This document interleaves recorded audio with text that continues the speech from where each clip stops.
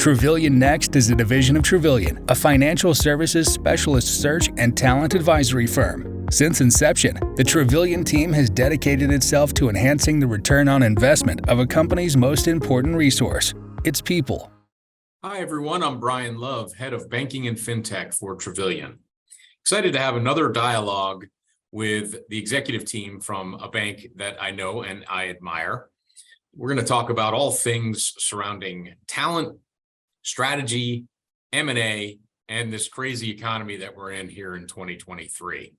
So I'm joined by Billy Carroll, President, CEO, and Director, and Nate Strall, Director of Strategy and Corporate Development, both from Smart Financial out of Knoxville, Tennessee. Nice to see you, Billy and Nate.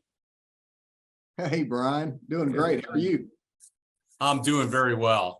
Nate, you're someone that Travillian knows fairly well, and you joined SmartBank a couple years ago. I wanted to kind of start first hearing a little bit about your hiring at the company, because you come from a sell-side analyst background.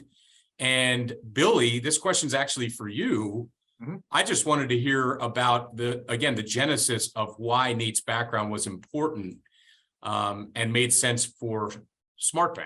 Brian, Nate and I met several years ago when we were doing our functional IPO, and he was working with Raymond James at the time and helped us with that. So we just established a relationship, a friendship at that point. We kind of stayed connected over the next few years, and as Nate's career, as he wanted to look to maybe explore some other options in doing that, we got reconnected. And at the time, we had talked about kind of adding this strategy position, but time we were, I guess, Nate, a couple of years ago, probably about $2 billion, I guess, at the time, maybe a little bit bigger than that.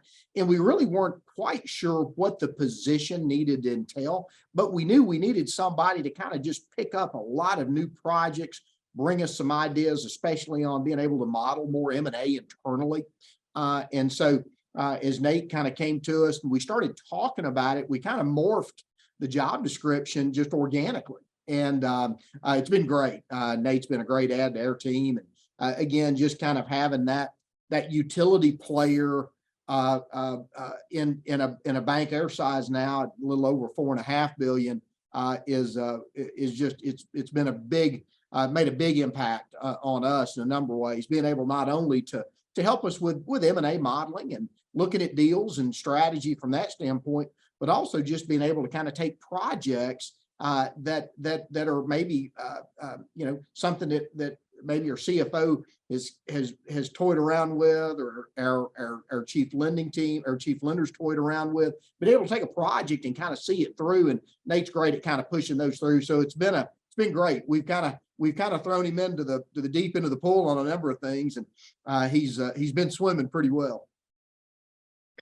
Yeah, and from my perspective, I'd spent 15 plus years on the investment banking side, put a lot of M&A together, always focused on the bank space, and was fortunate enough to work with SmartBank on their functional IPO, and then on the buy side for them as well back in 2017. So had some nice deal flow with them, and got to know them very well. And so for me, as I was looking to transition my career, I wanted to go to a place obviously that was going to be active. And looking at opportunities, but also an institution that would let me kind of dive into the other operating aspects of a bank. And, SmartBank's been absolutely fantastic about letting me, and Billy has been very great about letting me kind of dive into different products, different strategies, explore different areas of where I can jump in and be helpful. So I've been fortunate to find an institution that's actively acquiring different businesses, and also allows me the opportunity to kind of strategize on different product sets and different areas. So that's great. A good fit. Seems like a little bit of leap of faith on both sides, and it's definitely unique. We are seeing kind of the advent of folks from capital markets and investment banking jumping into the corporate side, CFO and roles like yours, Nate.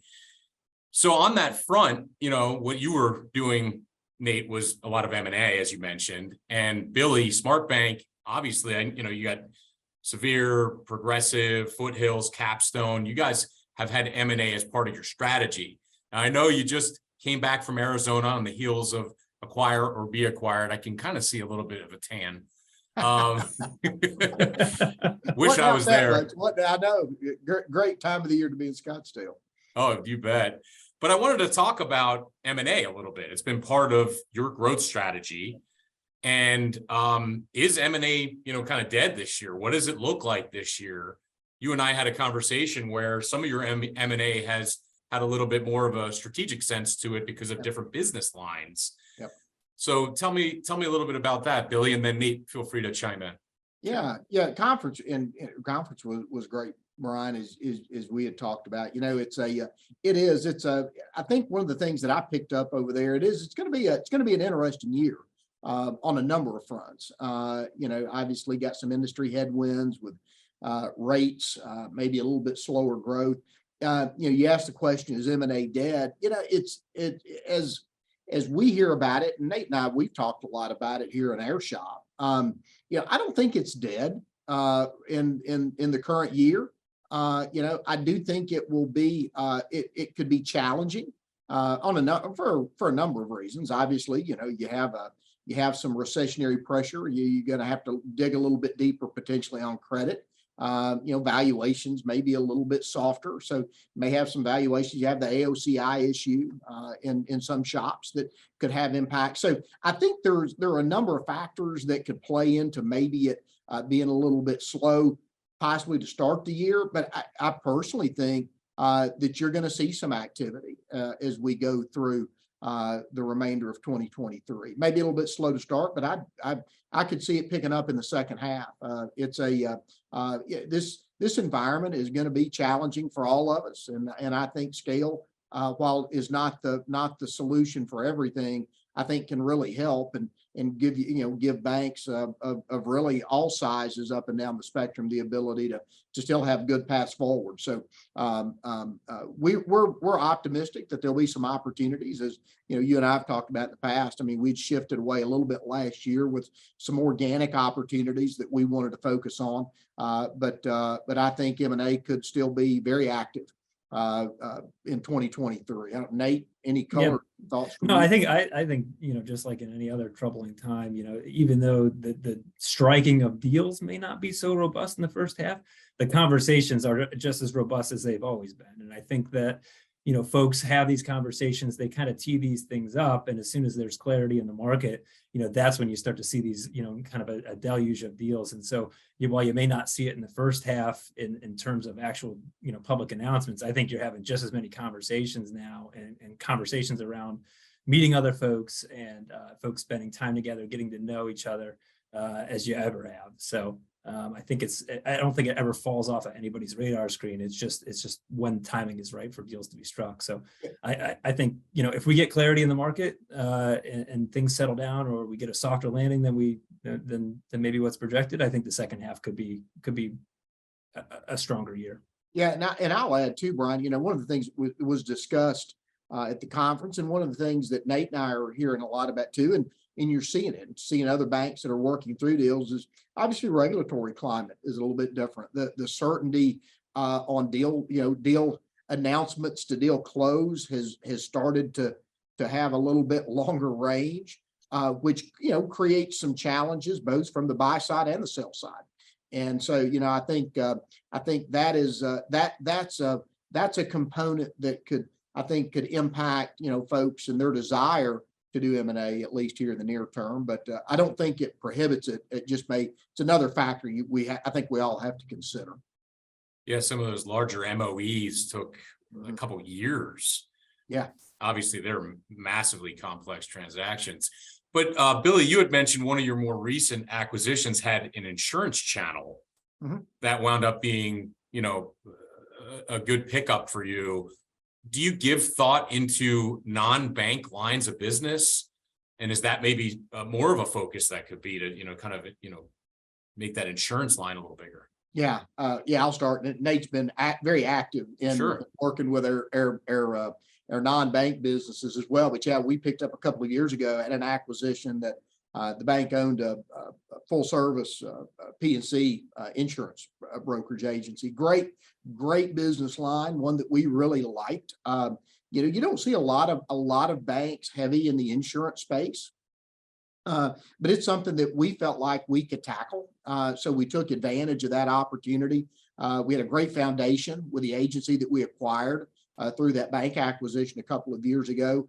Took a year or so to kind of understand the business a little bit better, kind of dig in a little bit deeper. Nate's dug in with me on it, and we actually did another acquisition of another independent insurance agency that was in their Chattanooga market just a few months ago, and we're merging those two together and going to take that and kind of get that foundation a little bit bigger where we can kind of start to scale it throughout the company. So insurance is something that we like.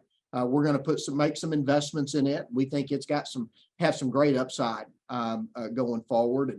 And that's a big part of it. I think anytime we're looking at an M&A deal, if it can bring us another type of ancillary, revenue line, it's something that's interesting. We did we didn't do it through a bank acquisition. We just did an acquisition of an equipment finance company a couple of years ago that's been very impactful too. And again, Nate's been real involved in that, so I'll let him give some color on his thoughts about kind of bolting those into the bank, but something that we're starting to do more of here. Yeah. I think both of those acquisitions were well thought out, and both of them run by pretty successful entrepreneurs themselves, and so it's been nice plugging them in. They've got a great growth mentality, and I think as time goes on, we'll be seeing opportunities to add to each of those businesses. I know our fountain equipment leasing company has grown by leaps and bounds, way beyond what we ever projected it could do here in the first couple of years, and so we're real excited with that acquisition. And same thing on the insurance side. It adds a nice revenue line item for us, and I think there's a lot of opportunity throughout our footprint, for us to cross sell into that. And so, it's a matter of adding talent to it, which I think we'll do. It's a big focus for us here in the next year to beef that area up and add to the talent. But I think both will be, really excellent revenue production lines for us. And we'll get to that talent piece in a minute. But I just wanted to kind of maybe go off script a little tiny bit here. Talking about 2023, I guess a lot of people are, in our industry are, I don't want to say worried about credit, but, it's possible that commercial real estate, maybe there's, some sort of, credit issues that arise. How does that change your 2023 goals? Or are you in the camp that doesn't feel like that's something that we need to worry about? Yeah. I think, you always have to worry. You always have to worry a little bit about credit, especially in a cycle where rates are increasing like they have. The rate increases that we saw in 2022, we use the word unprecedented a lot, but it really was. And so I think the impacts of that sort of a fast, steep rate increase, it may take a little while to play through. So I think you always have some concern about it. That said, as we have looked internally and talked to our other peer banks, there just doesn't seem to be a lot of concern around it today. And we feel we're still very bullish on where our economies and our markets are moving. As we talk to a lot of our clients and kind of do our annual reviews and quarterly reviews of credits, we feel really good about our book, as most banks do right now. That said, you're going to have, when you got this sort of a rate increase, you may not see it today, but, as loans come up and you're having to rework those renewals and, reset those at a higher rate. I mean, debt coverages could be impacted. There could be some other things down the road that we would all need to be cautious of, and especially in certain sectors you talked about, real estate. There's, there could be some office sectors or multifamily sectors that some folks have a little heartburn over. We feel pretty good about where we're sitting. They actually feel very good about where we're sitting today. But I'm sure, especially there's going to probably be some geographies that maybe things are not quite as robust. I don't think we've got a systemic issue on our hands, but could there be a few spots here and there in our industry that have a little pain, maybe? But overall, we still feel pretty good and still bullish on our outlook for 2023. Growth probably a little softer than what we've seen, as it should with higher rates, but still feel pretty good about where we're sitting. And Nashville is, one of your large markets, and that's still booming. place. I was there about a year or so ago and had a blast. And you're also in Chattanooga. Some of these areas are very high growth. So yeah, when you look at our MSAs in the state of Tennessee, and really as you go through our footprint into Alabama and the Panhandle of Florida, we feel really good. Really all of our MSAs are great. Nashville's a market that's relatively new. We've moved into there here recently, and I think that market's got a great upside to it. But yeah, you still, when you look at the South and you look at a lot of these MSAs, you're seeing population inflow, you're seeing corporate relocations, and those trends are real. And as people move into these markets, I mean, they're buying homes and shopping and dining out and using services. And so, we think it's we're pretty excited to be in the markets that we're in. Yeah, I was impressed by all the cranes I saw all over that city. In any event, moving on then back to the talent piece, Nate, that you had mentioned, and I'll let you answer this question first. And you were, I guess somewhat, recruited to the company. How important is that recruiting piece? And especially as it comes to younger folks, up and comers, are there some best practices that SmartBank has around attracting those younger folks, or high potential future leaders? Mm-hmm. Yeah, I mean, it's critical, and we spend a lot of time, and I know Billy spends a lot of time on the road recruiting folks, and when folks think about recruiting, they think about on the revenue generation side, and we spend a ton of time recruiting those types of folks and recruiting business development folks. But I think what we found too is it's just as important to recruit on the operations side and recruit the best and make sure we have the talent that we need on the operations side. So we spend a lot of time thinking about that. We have a fantastic Becca Boyd, who runs she's our chief people officer, runs our HR department, does an absolutely fantastic job, focused on recruiting, making sure we're developing our recruiting packages to be competitive in the market. And so we spend a lot of time thinking about that and making sure we've got the right people in the right seats, to build the foundation for the operations to move forward and to support a much larger organization than we are today, because that's the plan is to drive growth. So so we spend a lot of time around that, give a lot of thought around that, around the executive table. And so it's important for us to have a good plan going forward, because it's only getting harder to find, good people, and a lot of that's growing them from within too. And we spend a lot of time around that too. Mm-hmm. Billy, did you want to? Yeah, I'll jump in too, Brian. As Nate said, we've got number one, a lot of those efforts are led by our HR team. And that is and we've got a great group that's really, that aren't just HR there to make sure that the payroll goes out, but it's to make sure that we're recruiting. We've got a learning and development group that's kind of tied to our HR team. They're involved strategically with our culture, and so the robustness that we've got in that HR side's great. As Nate alluded to, one of the things that we're doing too, Brian, we're spending a lot of time on growing our own, that is, that's something that we found. Obviously we're recruiting, and we like going, recruiting outside as well, and bringing folks into our company that can bring new ideas and experiences.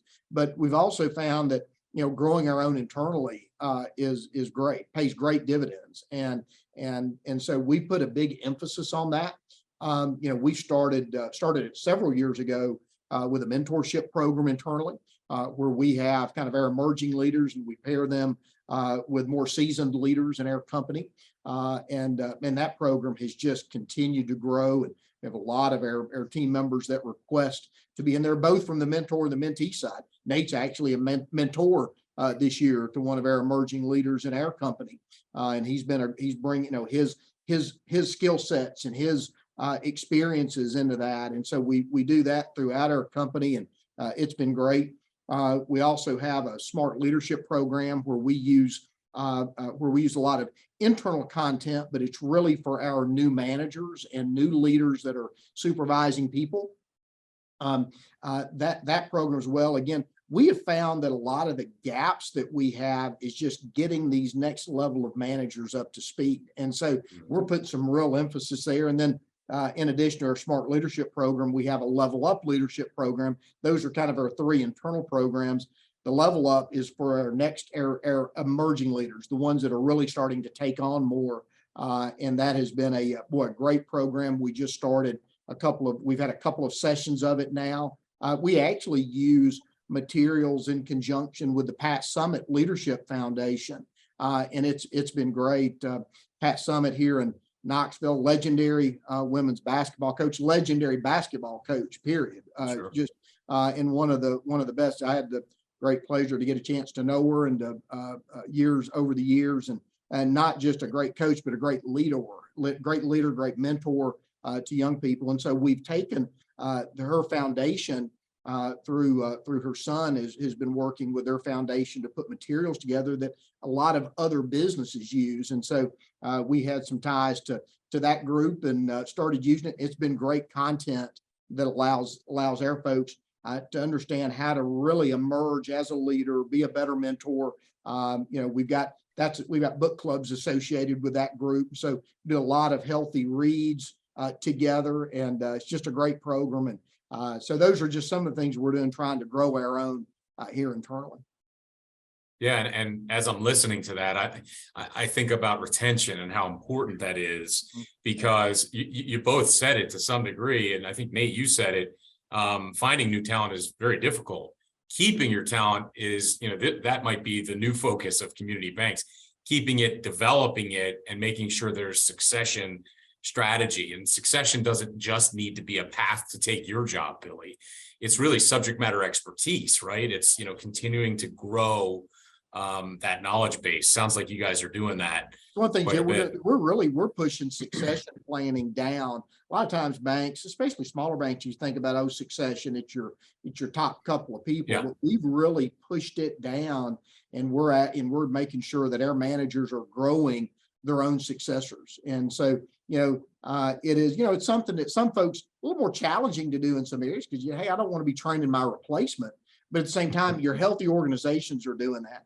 They're building that next level of leader in their company to be prepared to take those spots. And as Nate said it, we want to have a growing company. So what we typically see is opportunities emerge, maybe not just in the area that they're working in today, but other areas in our company. And so if we can tap those internal leaders to take on new responsibilities, it's a lot better than having to go out and recruit them.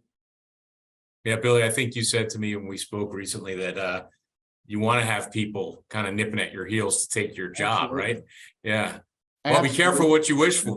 I'm just joking. But it is. It is, and it's one of the things.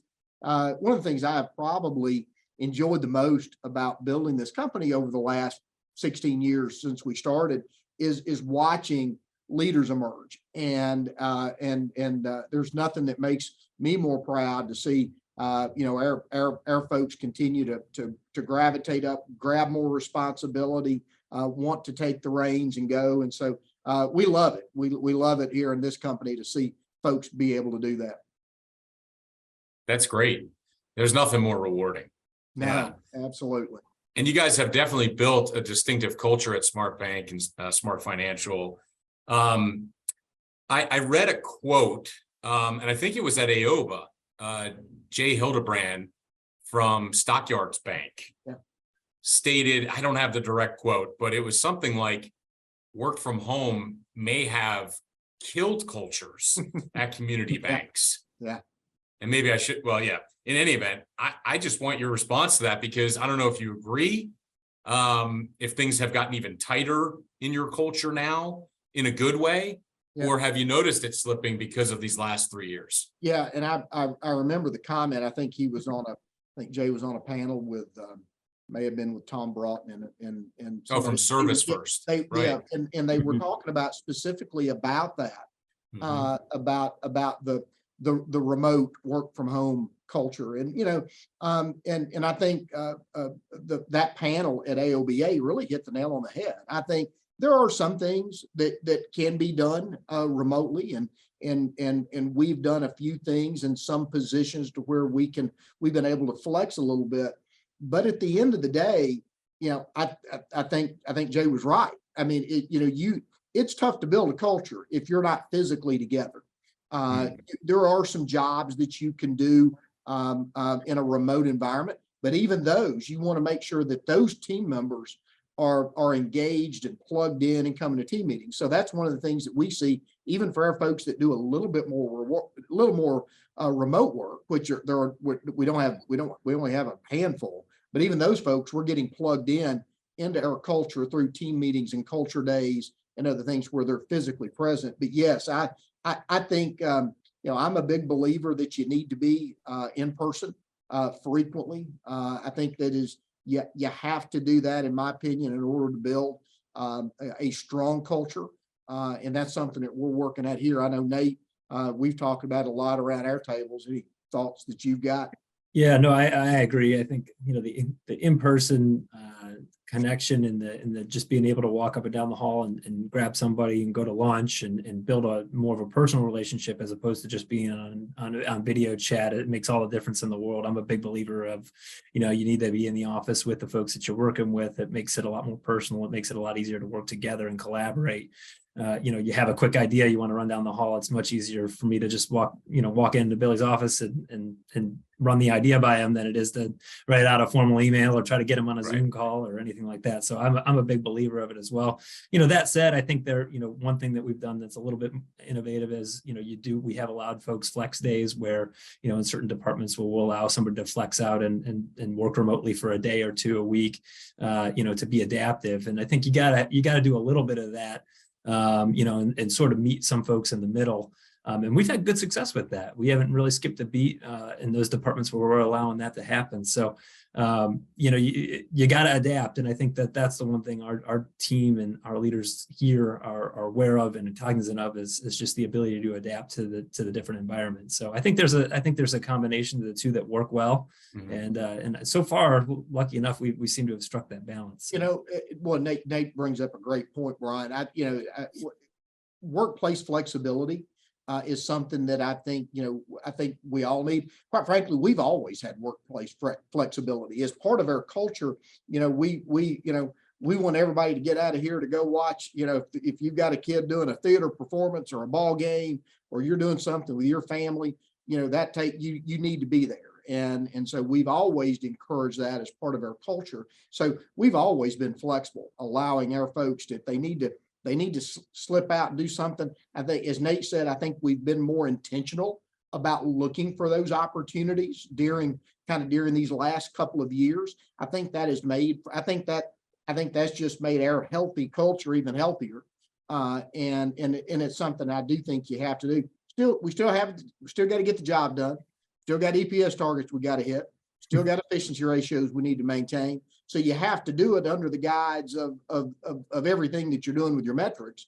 But your best companies are doing that today. And but yeah, I think you're always looking for ways to do that. But again, be in person for the most part, flex when you need to. Yeah. And I think back to the recruiting portion, to a certain extent, some folks are expecting that a little bit now. So, if you want to be an effective recruiter, it's just, and you can make it work and it's functional, it takes responsibility on both sides to make that work. But I think it can be a powerful recruiting tool too, if you can allow folks to flex out a day or two if they need it. So I think it's just an added bonus if you can provide that to somebody who you're trying to recruit. Yeah. And from my perspective, remote, I'd say, if, kind of a 50-50 with our searches.